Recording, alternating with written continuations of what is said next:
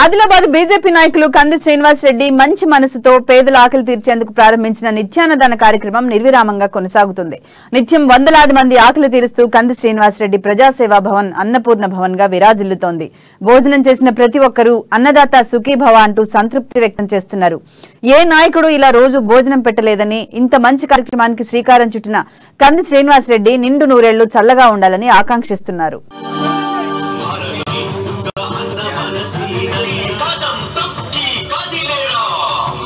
సైతం ప్రజల కోసం ప్రతి నిమిషం పాటు పడతాను.